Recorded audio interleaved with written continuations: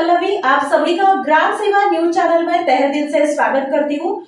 मायेची सावली धरणारा बापच जेव्हा काळ बनून समोर येतो तेव्हा माणुसकीही सुन्न होते.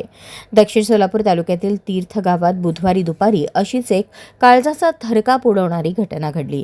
पत्नीसोबत झालेल्या घरगुती वादातून भीम अण्णप्पा वाघमारे वय 34 या पित्याने आपल्या 3 निष्पाप मुलांना शेतात नेऊन विष पाजले आणि त्यानंतर स्वतः ही विष प्राशन करून आपली जीवनयात्रा संपवली. भीम वाघमारे हे एका खासगी कंपनीत सिक्युरिटी गार्ड म्हणून कार्यरत होते. गेल्या काही दिवसांपासून त्यांचे पत्नीसोबत खटके उडत होते. याच वादातून पत्नी माहेरी देगाव येथे निघून गेली. नातेवाईकांनी मध्यस्थी करूनही तिने परतण्यास नकार दिला. याच नैराश्यातून भीम यांनी बुधवारी दुपारी प्रगती वय 8, प्रतीक वय 6 आणि प्रतीक्षा वय 4 या तिन्ही मुलांना वळसंग हद्दीतील एका शेतात नेले आणि तिथे त्यांना विषारी औषध पाजून स्वतःही आत्महत्येचे पाऊल उचलले.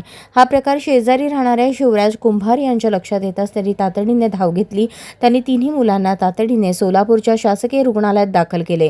दुर्दैवाने भीम वाघमारे यांचा उपचारापूर्वीच मृत्यू झाला, तर तिन्ही मुलांची प्रकृती सध्या चिंताजनक आहे. आत्महत्या करण्यापूर्वी भीम यांनी आपल्या पत्नीला फोन करून "मी आता निघालोय, तू मुलांना येऊन घेऊन जा" असा निरोप दिल्याची चर्चा गावात सुरू आहे.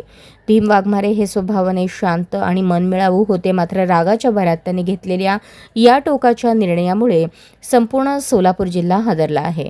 सर्वात लहान असलेली 4 वर्षांची प्रतीक्षा हिच्यावर खासगी रुग्णालयात उपचार सुरू असून तिची प्रकृती अत्यंत नाजूक असल्याचे वैद्यकीय सूत्रांनी सांगितले.